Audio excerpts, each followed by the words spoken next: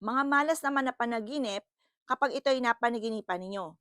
Kung ikaw sa panaginip nyo ay nagbibilang ng maraming pera, yan po ay senyales na magtipid ka na dahil may paparating ka na kagastusan or kasalukuyan kang namumblema sa pera, kaya ultimo sa panaginip po ninyo ay nagpapakita kung ano ang nais ninyo na maganap.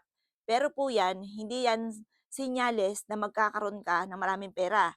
Dahil nagbibilang ka ng pera sa inyong panaginip, ikaw po ay maaaring kasalukuyang may problema sa pera or may paparating na kagastusan at maaaring mamoblema ka sa pera.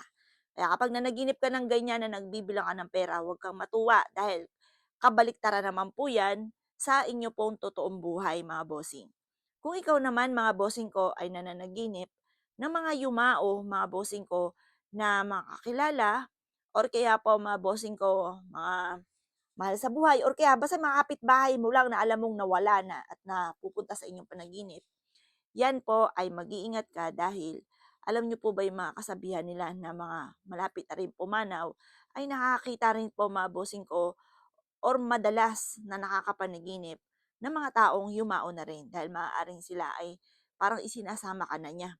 Ngayon pa, mga bossing, meron po tayong solusyon po dyan kapag meron ka namang ganyan na panaginip. Kasi meron akong kakilala na nanaginip po ng ganyan. Ang gawin po ninyo ay pumunta kayo sa isang malaking puno na malusog at yakapin niyo po ito ng mahigpit at ibulong niyo po na sa kanya na lamang ang sign na yon na pangit sa inyo. Yan. Yan po ay proven po yan. Para kung ano man yung negative na nasa inyo ay pupunta na sa malusog na puno para mare-reverse. Maaring matsugi yung puno tapos kayo lalakas.